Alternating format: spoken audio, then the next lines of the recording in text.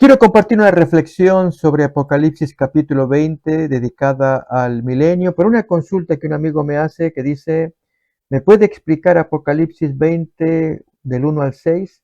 Veo que muchos se toman de aquí para creer que vivirán personas por esos 1000 años en la tierra.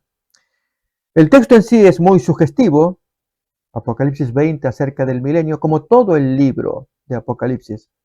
De hecho, fue un libro resistido en los primeros siglos debido a su amplia gama de mensajes apocalípticos, bestias y demás, pero felizmente fue aceptado y desde entonces estudiado. Pero esta porción del milenio sí que invitó a algunos a quizás ir más allá en la imaginación. En la interpretación de esta porción, que queremos en un momentito más, vamos a analizar versículo tras versículo.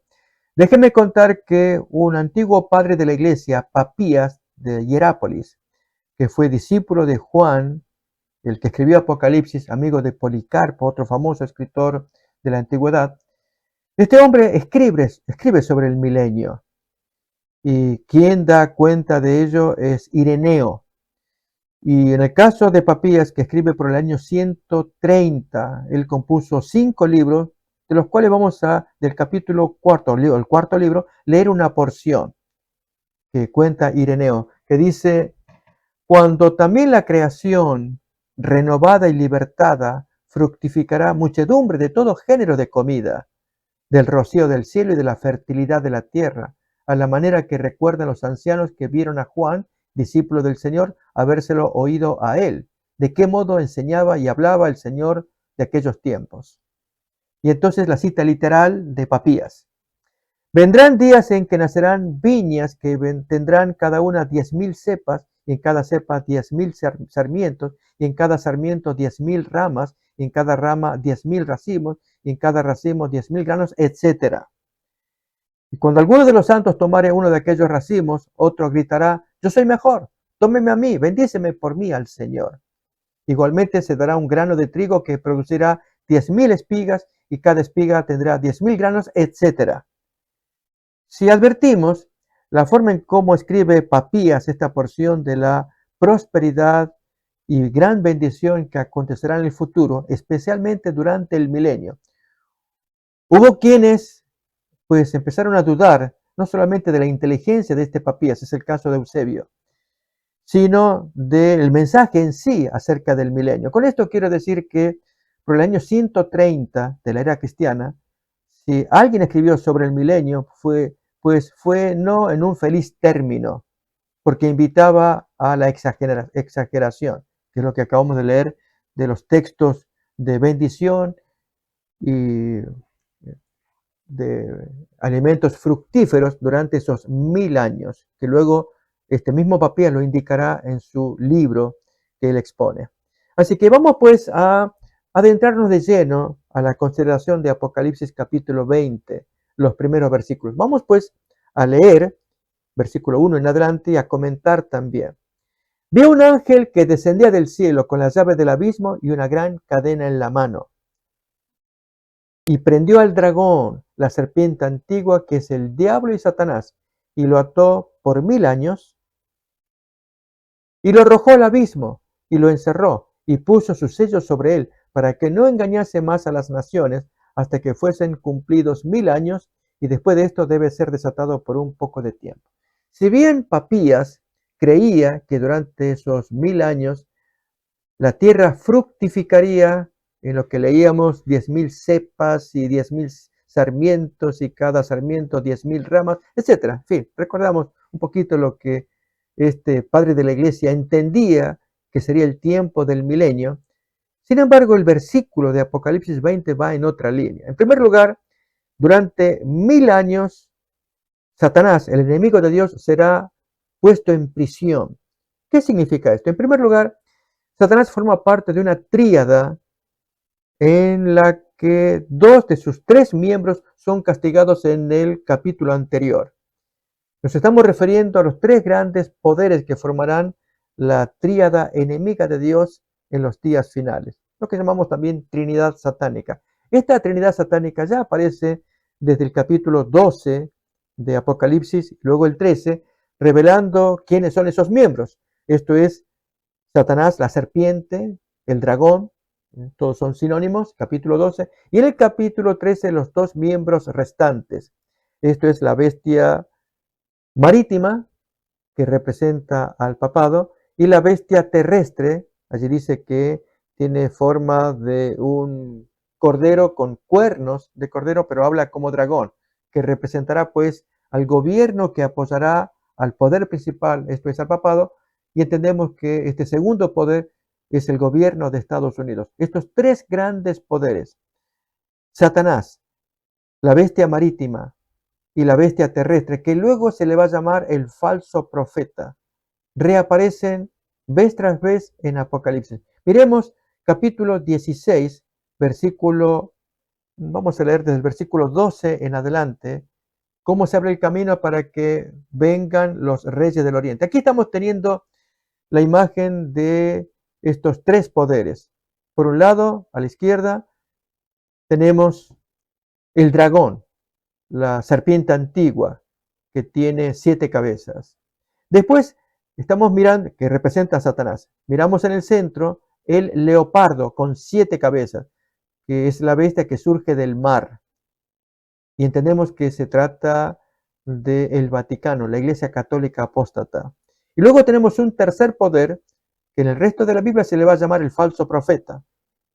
Pero es un poder que se lo señala bien, que hace milagros para engañar a la gente, poniéndoles el 666, y que así sirvan. Este poder sirve a los intereses de la bestia central, que es el papado. La bestia que tiene herida de espada y murió y luego se curó. Así que aquí tenemos representados los tres grandes poderes. Pero leámoslo en Apocalipsis capítulo 16, versículo 12, cómo estos tres poderes van a ser manifiestos.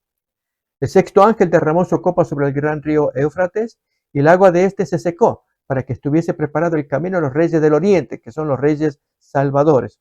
Un tema sumamente interesante, es una evocación de Ciro, el rey persa, que vino del oriente para libertar a los cautivos judíos que estaban presos en Babilonia. Acá lo mismo, se toma esa figura para hablar de la venida de Cristo, el rey del oriente con la compañía de todos sus ángeles. Bien, se seca el río Éufrates, que representa naciones, pueblos que rodean, apoyan a Babilonia, pero luego viene la reacción de Babilonia, todos los que la componen. Y vi salir de la boca de esta tríada que hicimos mención, de la boca del dragón, de la boca de la bestia y de la boca del falso profeta, 3 espíritus inmundos a manera de ranas. Versículo 14. Pues son espíritus de demonios que hacen señales y van a los reyes de la tierra en todo el mundo para reunirlos a la batalla de aquel gran día del Dios Todopoderoso. Esa batalla, esa guerra es conocida como el Armagedón, que lo dirá el versículo 16. Y los reunió en el lugar que en hebreo se llama Armagedón. Bien, esta batalla se libra finalmente en el capítulo 19. Allí es donde se nos van a dar más detalles acerca de esta batalla, y para ello invitamos a leer capítulo 19 desde el versículo 11. Dice, entonces vi el cielo abierto y aquí un caballo blanco. Estos son los reyes del oriente que leíamos en el del capítulo 16.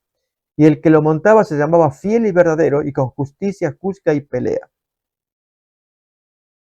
Sus ojos eran como llama de fuego, y había en su cabeza muchas diademas, y tenía un nombre escrito que ninguno conocía sino él mismo. Él viene en actitud de guerra, como iremos leyendo en los siguientes versículos. Estaba vestido de una ropa teñida en sangre, y su nombre es el Verbo de Dios. Y los ejércitos celestiales, vestidos de lino finísimo, blanco y limpio, le seguían en caballos blancos. A todos ellos se les llamará los reyes del oriente. Y de su boca sale una espada aguda para herir con ella a las naciones, y las regirá con vara de hierro. Y él pisa el lugar del vino del furor y de la ira del Dios Todopoderoso.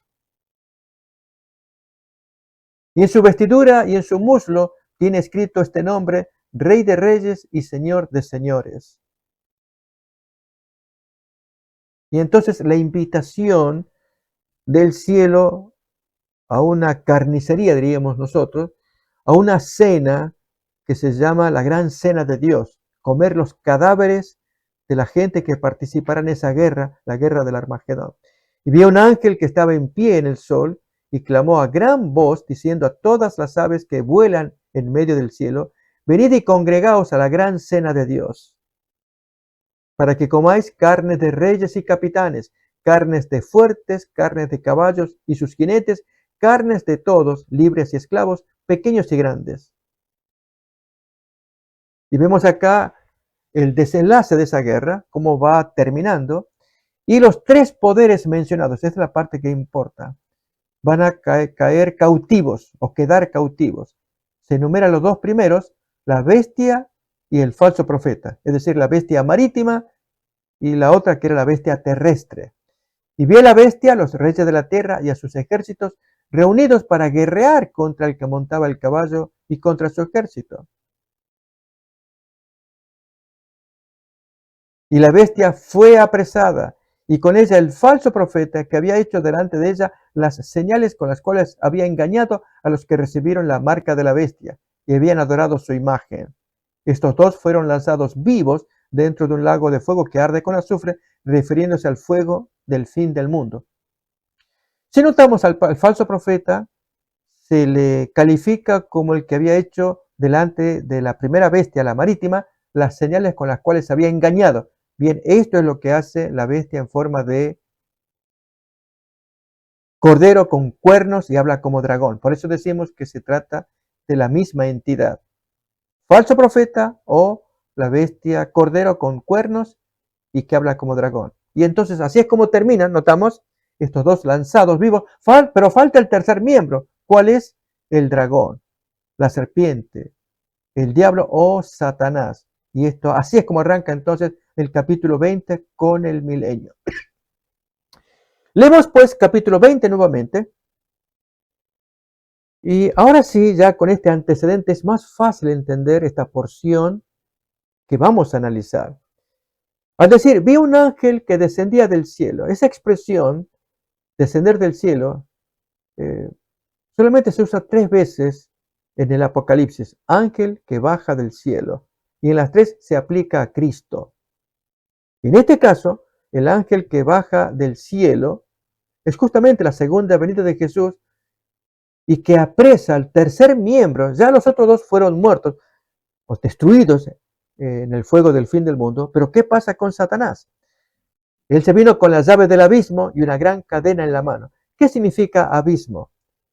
Pues es la misma entidad que hubo al comienzo de la creación, un abismo, es decir, todo un desorden, una soledad, un vacío.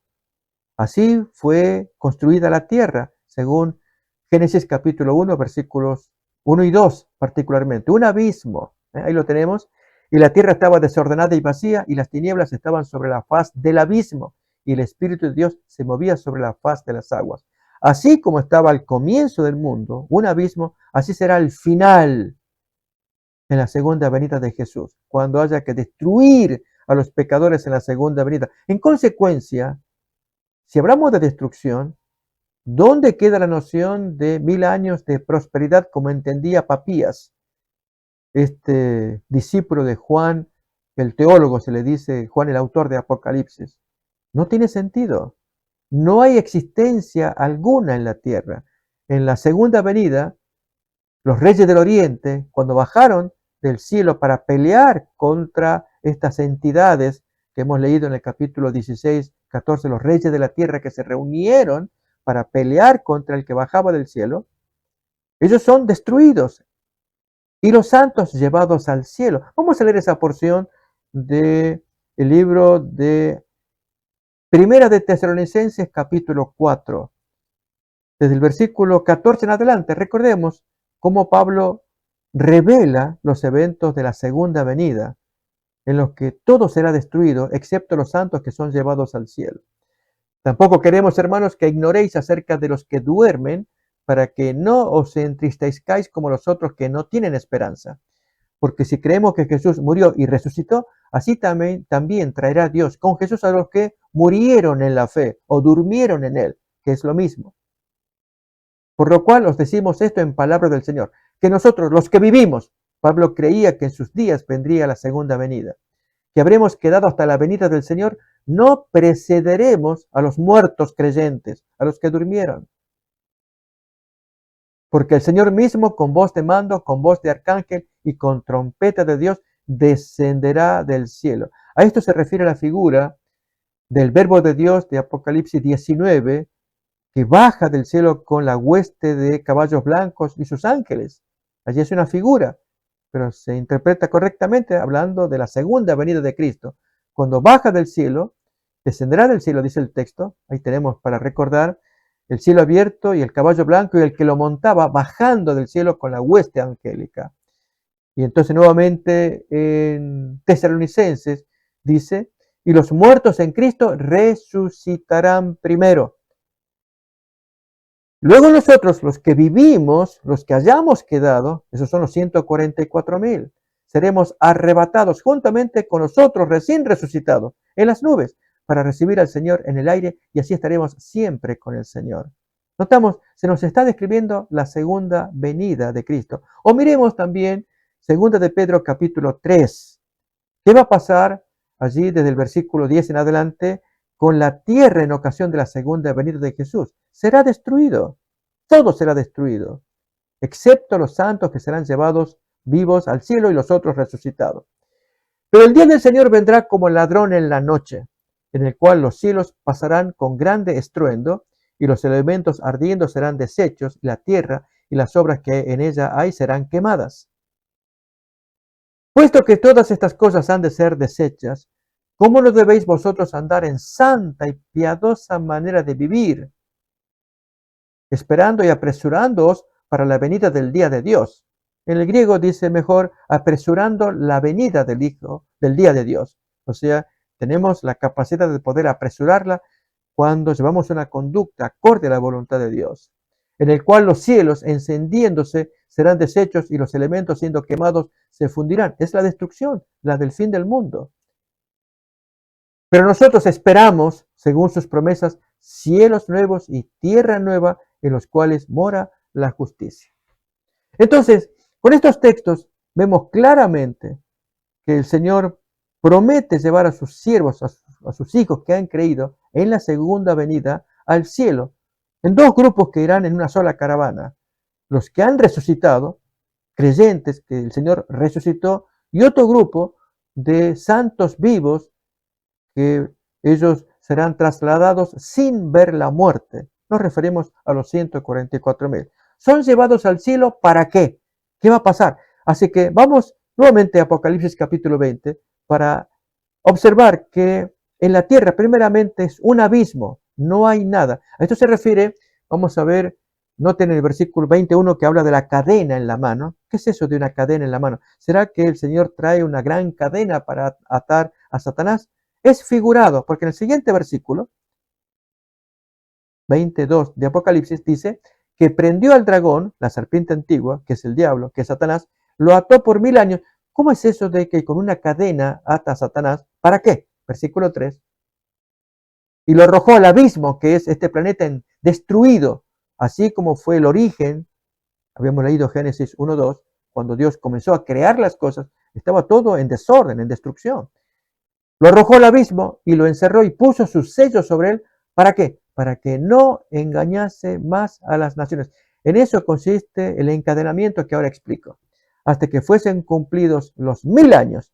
Y después de esto se lo desata por un poco de tiempo.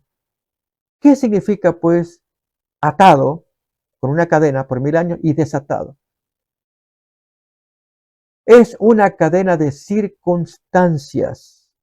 ¿Y cuál es la circunstancia por la cual Satanás entra en una prisión?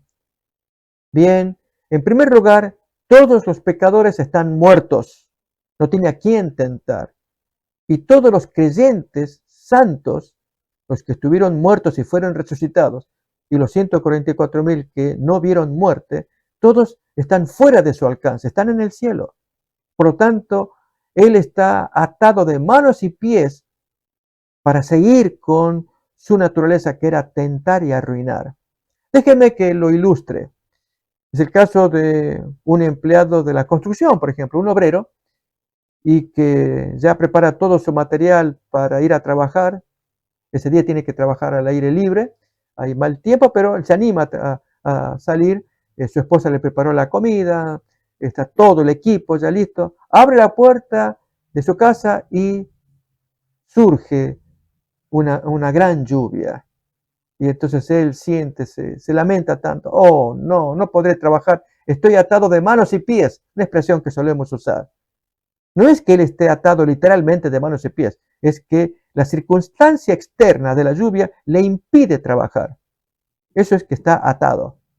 Con Satanás pasa lo mismo, hay una circunstancia externa que le impide obrar, y es que los pecadores están todos muertos y los santos están todos en el cielo. Así que él está atado de manos y pies, o como dice el texto, encadenado por 1000 años, o algo pasa en esos 1000 años que vamos a estudiar.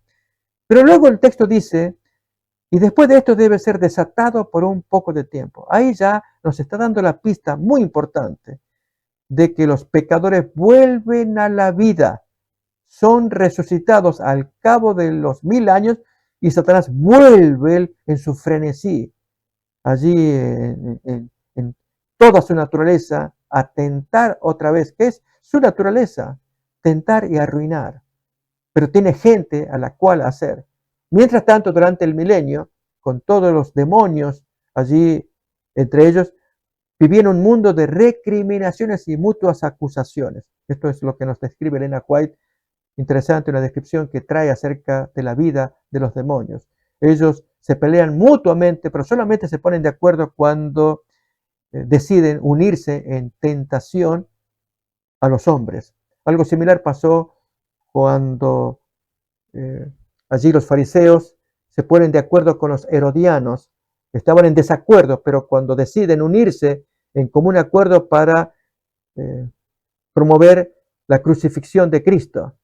Noten, estaban en desacuerdo, pero ahora se ponen de acuerdo en un plan perverso, que era promover que Jesús pudiera ser muerto. En este caso ocurre lo mismo con los demonios, recriminándose profundamente entre ellos, pero al final de los 1000 años vuelven a la vida cuando ven seres humanos a los cuales tentar. Bien, ¿qué están haciendo los creyentes? No los muertos, ya están muertos. Los pecadores están en la tierra muertos, todos, en ocasión de la segunda venida de Cristo. Pero ¿qué ocurre con los santos en el cielo? Bien, leemos el versículo 4, el siguiente, ahí nos lo va a aclarar. Y vi tronos, y se sentaron sobre ellos los que recibieron facultad de juzgar. Los tronos no están en la tierra, están en el cielo, porque el Señor se los llevó al cielo en la segunda venida. Y recibieron facultad de juzgar. Esos santos juzgarán por 1000 años. ¿Qué es lo que van a juzgar? Bien, seguimos leyendo. Y vi las almas de los decapitados por causa del testimonio de Jesús y por la palabra de Dios, los que no habían adorado a la bestia ni a su imagen. Son la gente que triunfaron en la última generación, que no habían adorado a la bestia ni a su imagen, y que no recibieron la marca en sus frentes ni en sus manos, y vivieron y reinaron con Cristo 1000 años. ¿Qué están haciendo ellos? Pues el Señor los pone en tronos, los sienta, y se abren los libros para juzgar a todos los que se han perdido. Esta parte es quizás una de las más emocionantes de la historia de la salvación, y es que Dios va a compartir con los santos el destino de aquellos que fueron sus parientes, sus amistades y que se perdieron, para que los santos nunca tengan ellos ninguna sombra de duda de que la justicia de Dios es justicia perfecta. Allí los santos podrán ver la historia de sus amados que se perdieron. Algunos piensan que quizás no sería feliz en el cielo si falta un ser amado, papá, mamá, hermanos, esposos, etc. No, no es así.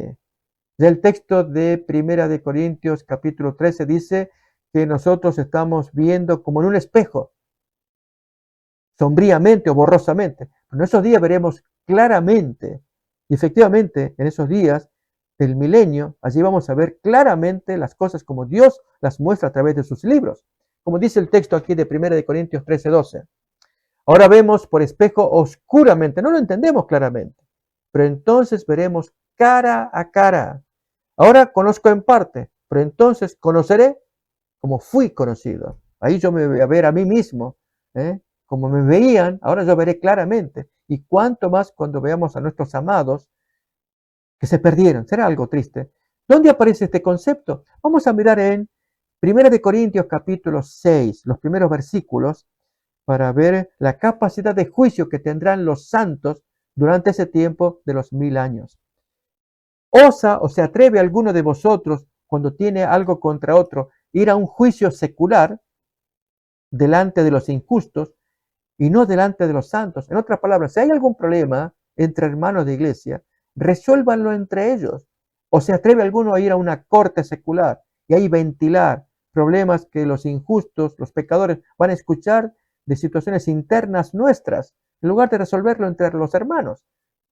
Ha habido casos donde hermanos discuten severamente por asuntos terrenales. Pueden ser asuntos de la medianera de casas allí entre ellos. Uno vive al lado del otro y allí se le ocupa media parte de su propiedad, etcétera. Problemas de dinero, lo que fuera. Y a veces uno le amenaza al otro: yo te voy a llevar a la corte, ahí vas a ver, conmigo no vas a jugar. No, a Dios no le agrada que hagamos eso. Si tenemos problemas internos, resolvámoslo entre nosotros. Ese es el consejo que Pablo está dando acá. ¿Por qué? Miremos el siguiente versículo. ¿O no sabéis que los santos han de juzgar al mundo? Y si el mundo ha de ser juzgado por vosotros, sois indignos de juzgar cosas muy pequeñas como los problemillas entre ustedes. Vayan a los hermanos de la iglesia, consulten al pastor y traten de resolverlo, y no ir a los jueces, a la calle, al mundo, para que conozca nuestros trapitos al sol. Y agrega más todavía en el siguiente versículo. ¿O no sabéis que hemos de juzgar a los ángeles? ¿Cuáles ángeles? A los ángeles caídos. ¿Cuánto más las cosas de esta vida? Notamos, allí se nos está diciendo que los fieles juzgarán a los demonios. Efectivamente, durante 1000 años podremos ver la historia de todos.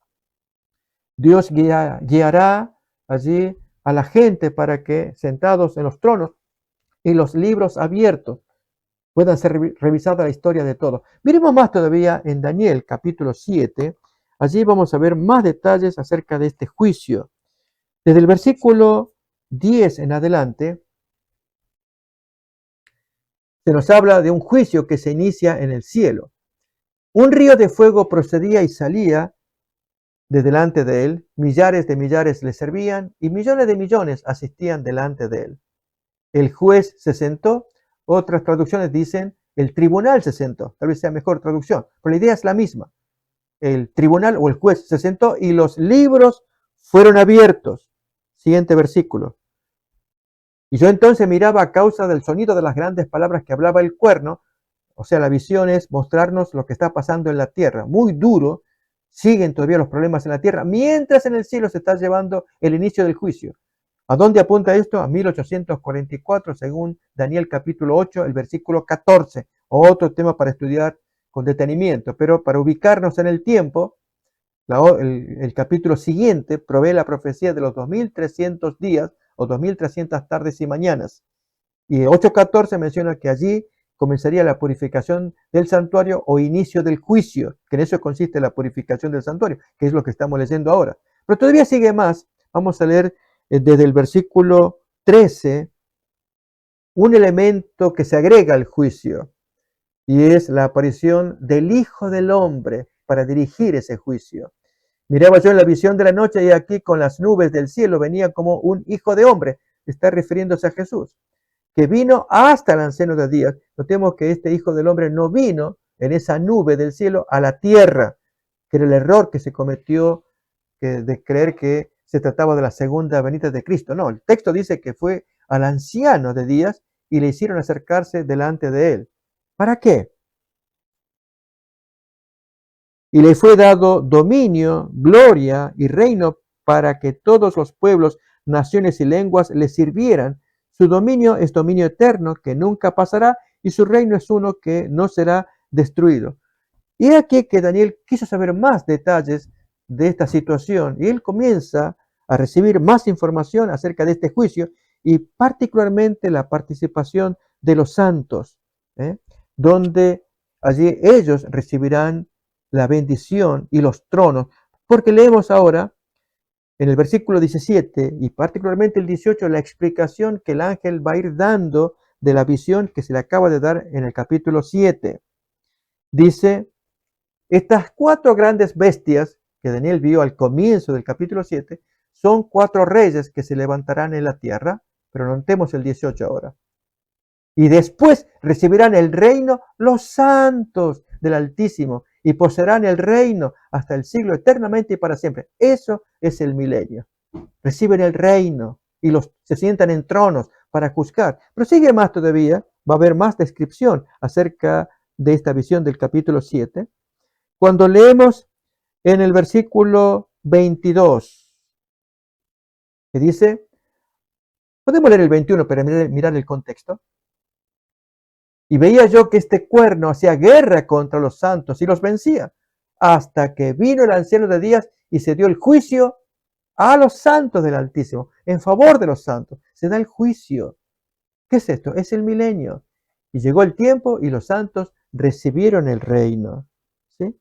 Notemos todavía más en el versículo 26 en adelante. Notemos que el capítulo 7 contiene más detalles de lo que pasa en ese juicio del cielo y los santos que participan en él. Pero se sentará el juez y le quitarán su dominio al enemigo, a ese cuerno del cual se describe, para que sea destruido y arruinado hasta el fin, y que el reino y el dominio y la majestad de los reinos debajo de todo el cielo sea dado al pueblo de los santos del Altísimo, cuyo reino es reino eterno, y todos los dominios le servirán y obedecerán. Notemos, ya estaba profetizado, pero aquí que en Apocalipsis 24, miramos con detalle, vamos a leer el texto otra vez, de estos santos sentados en tronos, juzgando durante 1000 años. Y vi tronos y se sentaron sobre ellos los que recibieron facultad de juzgar. Y vi las almas de los decapitados por causa del testimonio de Jesús y por la palabra de Dios, los que no habían adorado a la bestia ni a su imagen, y que no recibieron la marca en sus frentes ni en sus manos, y vivieron y reinaron. Por eso se les llaman reyes y sacerdotes. Van a reinar con Cristo 1000 años. Sigue más todavía el siguiente versículo.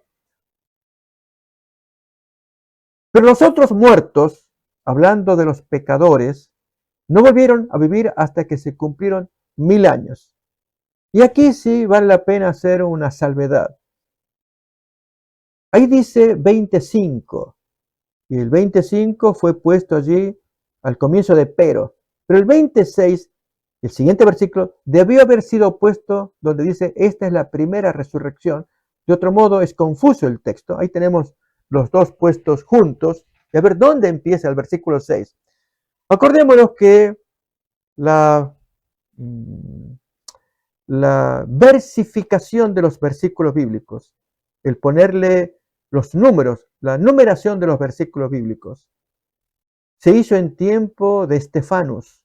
Este fue quien publica el Textus Receptus de Erasmo, año 1550, y él entonces hizo la versificación, poner los versículos, versículo 1, 2, 3, hizo muy buena faena, pero aquí es donde no salió bien. Explicamos, así como está 5 y 6 juntos está bien, pero ¿dónde va el versículo 6 para entender mejor? Nuevamente el 5. Pero los otros muertos no volvieron a vivir hasta que se cumplieron 1000 años. Versículo 6 debió haber sido lo correcto, pero en las ediciones modernas ponen después de esa línea. Versículo 6, esta es la primera resurrección. Bienaventurado santo el que tiene parte de la primera resurrección. ¿Cuál es esa a la cual se le llama bienaventurado y santo? Pues justamente es la de la segunda venida de Cristo, al comienzo del milenio, porque al final del milenio viene la segunda resurrección, como leemos a continuación. Bienaventurado y santo el que tiene parte en la primera resurrección. La segunda muerte no tiene potestad sobre estos, sino que serán sacerdotes de Dios y de Cristo y reinarán con él 1000 años. ¿A qué se refiere segunda muerte? Porque la primera es la que uno tiene en forma natural. La segunda es la que se produce después de la resurrección, al final del milenio. Ahora vamos a leer el texto. Y esa resurrección lleva a la muerte. Se habla de segunda muerte. Pero esa segunda muerte no afecta a los santos, como dice ahí. La segunda muerte no tiene potestad sobre los santos, sino que serán sacerdotes de Dios y de Cristo y reinarán con él 1000 años. Siguiente versículo. Cuando los 1000 años se cumplan, Satanás será suelto de su prisión. ¿Por qué será suelto? Porque ya los pecadores están resucitados. Esa es la segunda resurrección. Es lo que leemos a continuación, versículo 8. Y saldrá a engañar a las naciones que están en los 4 ángulos de la tierra, a Gog y a Magog, a fin de reunirlos para la batalla, el número de los cuales es como la arena del mar. Hay un sinnúmero, todo el planeta, a lo largo de los siglos, desde Caín en adelante, todos resucitan en aquella ocasión, la gente antediluviana, los posteriores a ellos, a lo largo de los siglos, la gente de la última generación que se perdieron también, todos, es multitud, y entonces se utiliza la figura de Gog y Magog que está basado en Ezequiel capítulo 38 y 39, capítulos que recomiendo leer porque allí es un calco, leyendo estos 2 capítulos que tratan sobre el jefe Gog y Magog, el territorio, toda la gente que le acompaña, allí, si una sugerencia, si cortamos con tijera los 2 capítulos, Ezequiel 38 y 39, y lo pegamos acá, calza exactamente, porque la descripción que da allí Ezequiel 38 y 39 acerca del jefe Gog y Magog, toda la gente que le acompaña, describe a Satanás con todas las huestes de los perversos, tanto seres humanos como demonios, que acompañarán a Satanás. ¿En qué? En reunirlos para la batalla, tal como ocurrió con el Armagedón. Yo suelo llamarle el primer Armagedón porque este es el segundo. La palabra en griego es la misma, polemos. Aquí no se le da nombre, pero es el mismo fenómeno de reunirlos a todos para guerrear contra Dios y la misma destrucción cuando cae fuego y azufre, como cuenta Gog y Magog, que cae fuego del cielo y que los destruye. Y entonces, al reunirlos, aquí cabe, y entonces sí recomendaría lecturas adicionales de Elena White para entender la historia acá, muy interesante, y es que Satanás les hace creer a toda esa gente que están resucitados, que les va a llevar, el texto decía, un poco de tiempo, si nos acordamos allí en el capítulo 23, que Él los va a engañar por un poco de tiempo. Ese poco de tiempo, ahí lo tenemos, y al final, y después de esto debe ser desatado por un poco de tiempo. Ese poco de tiempo es el suficiente, versículo para leer en el versículo 8, suficiente para que la gente se prepare. Satanás hace correr con sus demonios y los grandes generales, preparar los ejércitos a fin de atacar la ciudad que está allí, tal como cuenta Gog y Magog, que está como inerme, está descampado, está la ciudad de Dios y lista para ser tomada, haciéndoles creer Satanás que son gente extraña por cuya causa el planeta está destruido, que son los que han traído la destrucción, porque los pecadores cuando resucitan, resucitan como una pesadilla. Podemos imaginarnos la situación, gente que hoy vive naturalmente y van a morir, mueren, accidentes o muerte natural, y familiares que los despiden, etcétera. Hay gente, pero luego cuando vuelven a la vida, está todo destruido, no entienden qué ha pasado, dónde están los parientes, etcétera. Es toda una destrucción. Entonces Satanás les hace creer que esa ciudad, esos visitantes extraños que no salen, no se dan a conocer, son ellos los culpables de la destrucción y que hay que quitarlos de en medio para recuperar el planeta.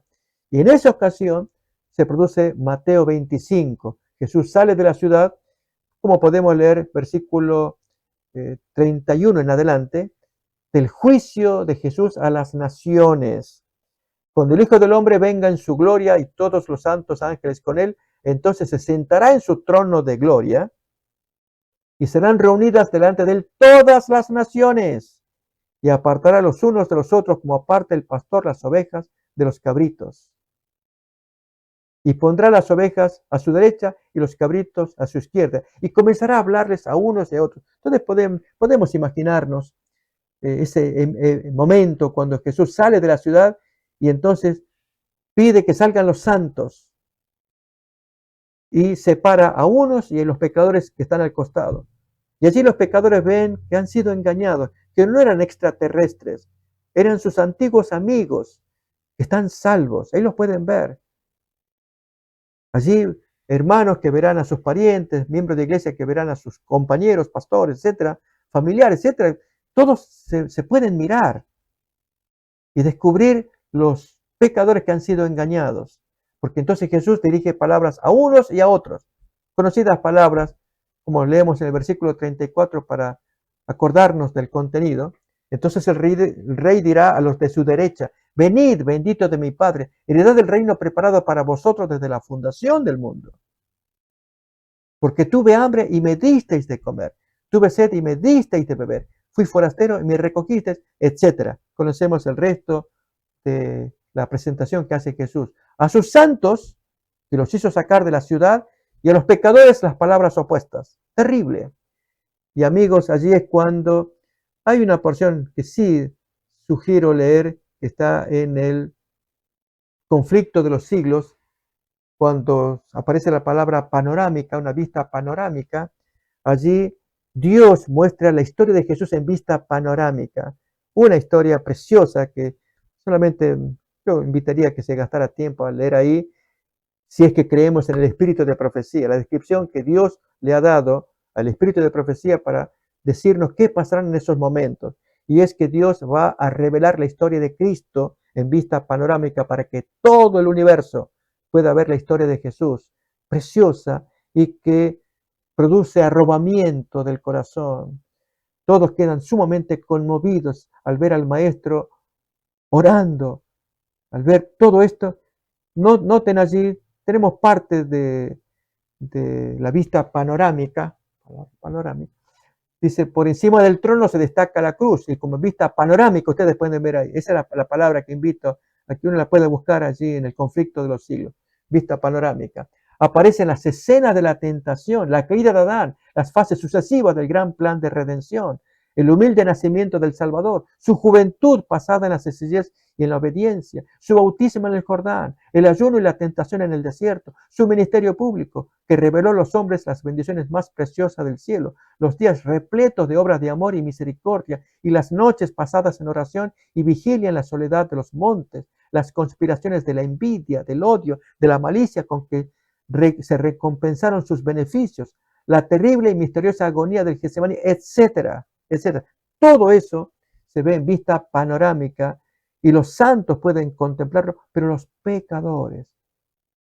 Esto va previo al versículo que voy a leer de Apocalipsis, y es cuando después de esta vista panorámica tan amorosa, tan tierna, los pecadores se arrodillan porque están arrobados allí de emociones muy profundas al ver el amor de Dios en vista panorámica en la historia de Cristo presentada de una manera en que todos la puedan contemplar, y Satanás, que tiene que quebrarse, él no puede seguir con su odio, él contempla todo esto porque Dios ordena que todo el mundo lo mire, pero en un momento Elena White cuenta que en frenesí vuelve como a estallar en su corazón el odio, porque todos tienen odio, están perdidos, y ordena a los pecadores que inmediatamente ataquen la ciudad, pero ya los pecadores no le pueden obedecer. Se lanzan contra Satanás, esto cuenta Elena White, contra los demonios, pero ocurre algo antes. Leemos capítulo 20 de Apocalipsis, versículo 9. Leemos 8 y 9 para mirar entonces la historia completa. Y saldrá a engañar a las naciones que están en los cuatro ángulos de la tierra, a Gog y a Magog, a fin de reunirlos para la batalla, el número de los cuales es como la arena del mar. Y subieron sobre la anchura de la tierra, y rodearon el campamento de los santos y la ciudad amada. Y de Dios descendió fuego del cielo, y los devoró, los consumió. Muy llamativamente, en la historia de Gog y Magog aparece el tiempo de ese fuego, lo que llamaríamos el infierno. Sería cuestión de investigar si hay una descripción de cuánto tiempo duraría, porque ahí aparece y dice la cantidad de años que eso duraría. Interesante que esto aparece después del milenio, cuánto puede ser el fuego, especialmente para Satanás, que será el último en ser destruido. Y entonces, versículo siguiente, 10, que dice, y el diablo, nuevamente aparece la Trinidad satánica, muy interesante también, después del milenio, en que pensamos qué papel juega la bestia marítima que representaba al Vaticano y la bestia terrestre o falso profeta que representaba al gobierno de Estados Unidos, qué papel le cabe frente a los antediluvianos, por ejemplo, y todas las multitudes que precedieron a la institución del papado y al nacimiento de Estados Unidos como nación. Y sin embargo, Dios lo pone aquí en, en, esta, en este versículo como Trinidad satánica. Lo leemos. Y el diablo que los engañaba fue lanzado en el lago de fuego y azufre, donde también, aquí quiero corregir en el griego, leyendo exactamente el griego, donde también la bestia y el falso profeta fueron arrojados y serán atormentados día y noche por los siglos de los siglos, una expresión que significa un tormento que será inapelable, pero que los destruirá luego que hayan sido consumidos. Un tema para estudiar quizás en otra ocasión acerca del supuesto fuego eterno, porque esa expresión aparece desde el hebreo en textos de Isaías, pero que no vamos a comentar, sino solamente llegar al punto de qué representa el milenio y al final del cual son destruidos estos tres grandes poderes, el diablo que los engañaba en el lago de fuego y azufre, pero no donde estaban quemándose la bestia y el falso profeta 1000 años atrás, sino nuevamente son lanzados a ese lago de fuego, bestia y azufre con todos los pecadores para que sean destruidos, o como el texto anterior decía, que el fuego los devoró. Esto ya aparece en Malaquías, capítulo 4. Allí se describe ese gran día de la destrucción de los pecadores. Capítulo 4, versículos 1 en adelante, nos trae la descripción. Porque aquí viene el día ardiente como un horno, y todos los soberbios y todos los que hacen maldad serán estopa. Aquel día que vendrá los abrazará, ha dicho Jehová de los ejércitos, y no dejará ni raíz ni rama. La raíz es Satanás, el origen del mal, y las ramas son todos sus seguidores, todos sus secuaces, tanto los demonios como los seres humanos. Notemos que serán como estopa, es decir, serán totalmente destruidos. No hay un fuego que esté permanentemente quemándose, como algunos pretenden. Versículo 2. Mas a vosotros los que teméis mi nombre, nacerá el sol de justicia, y en sus alas traerá salvación, y saldréis y saltaréis como becerros de la manada. Os haréis a los malos, notemos la expresión, pisotear a los malos, los cuales serán ceniza bajo las plantas de vuestros pies, en el día en que yo actúe, ha dicho Jehová de los ejércitos. Notemos, al decir que serán ceniza, que serán pisoteados los malos, porque no habrá más existencia de esa gente, y armonizar con aquel texto del fuego eterno atormentado día y noche, insisto, para no hacer largo este video, es tema para otro estudio acerca de si el fuego de Dios, el castigo final de Dios es eterno, y los textos que supuestamente lo prueban a la luz de toda la enseñanza del Antiguo y aún del Nuevo Testamento. Es un tema, un deber muy interesante para llevar adelante. Por lo pronto, lo que importa es este texto final de Malaquías. Dios promete que no quedará memoria. De hecho, leemos todavía algunos textos que van a ser finales, como es Apocalipsis capítulo 21, los primeros versículos, para hablar de que si esos santos siguen quemándose todavía. Veremos, vi un cielo nuevo y una tierra nueva, porque el primer cielo y la primera tierra pasaron y el mar ya no existía más. Y yo, Juan, vi la santa ciudad, la nueva Jerusalén, descender del cielo de Dios, dispuesta como una esposa ataviada para su marido. Y oí una gran voz del cielo que decía, he aquí el tabernáculo de Dios con los hombres, y él morará con ellos, y ellos serán su pueblo, y Dios mismo estará con ellos como su Dios. Enjugará Dios toda lágrima de los ojos de ellos, y ya no habrá muerte, ni habrá más llanto, no habrá clamor, no habrá dolor, porque las primeras cosas pasaron. Notemos, ya no habrá memoria de aquellas cosas que habían traído tanta tristeza, porque Dios va a secar las lágrimas de los ojos de ellos. Ya no habrá más. ¿Acaso habrá llanto porque los parientes están quemándose eternamente?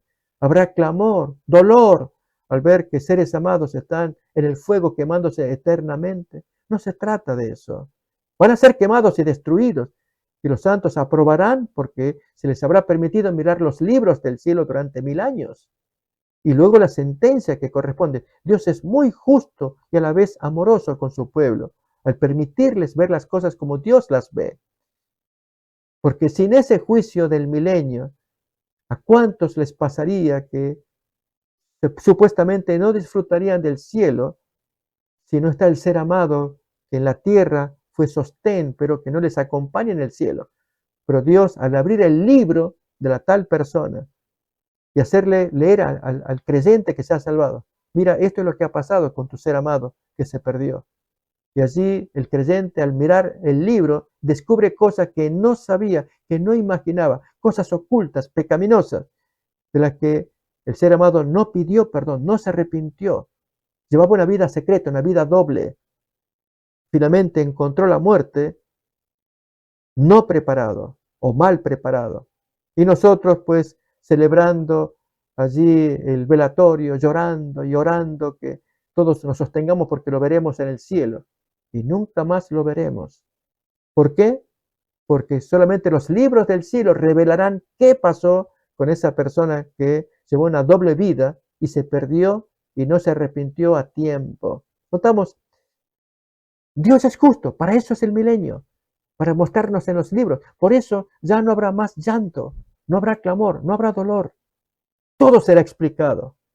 Ni habrá todavía un recuerdo que nos traiga pena porque los pecadores, aunque sean seres amados, que se hayan perdido. Gracias a esos libros que pudimos ver las cosas, veremos las cosas como Dios las ve, como leíamos el texto de 1 Corintios 13. Yo antes veía borroso como en un espejo, pero entonces voy a conocer cara a cara, bien nítido. Y eso es lo que Dios quiere.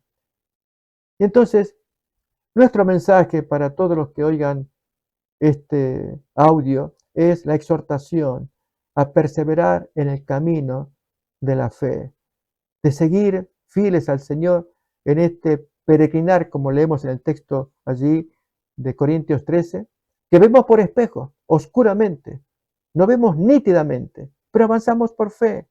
Ahora conocemos en parte y avanzamos pacientemente confiando en que Dios guía todas las cosas. Y aún incluso con el tema del milenio, donde muchos malinterpretan hablando de que habrá un milenio de prosperidad en la tierra, donde la gente podrá vivir alegremente al estilo de Papías. Por algo Eusebio dijo que era de mente corta, es así como lo definió, por la descripción que él se inventó que habría de la expresión milenio que trae Apocalipsis capítulo 20. Él pudo leer ese texto y de allí hacer su propia y alocada interpretación que hemos leído al comienzo. Y hay mucha gente que está en la misma línea que Papías, diciendo cosas absolutamente inconexas, contrarias a la revelación bíblica, en lugar de leer la palabra de Dios con oración para que nos ayude a entender cómo son los eventos finales, cómo Dios lo presentó, para que confiemos en que Dios guía todas las cosas. Él quiere tener a sus hijos consigo, pero castigará al enemigo. Y si bien lo describe en símbolos, esto es el dragón, la bestia marítima, la bestia terrestre, que luego es llamada el falso profeta, el jinete del caballo blanco, los reyes del oriente, esa guerra llamada Armagedón, la primera, que es el fin del mundo, y el inicio, y consecuentemente el inicio del milenio, y al final del mismo, esa otra nueva guerra en que Satanás intenta como último intento desesperado de conquistar la ciudad, apoderarse de ella para poner su trono aquí en la tierra, pero ese es el intento, el peor de todos de Satanás, porque ya llega, momento después llega su final destrucción y su desaparición del universo.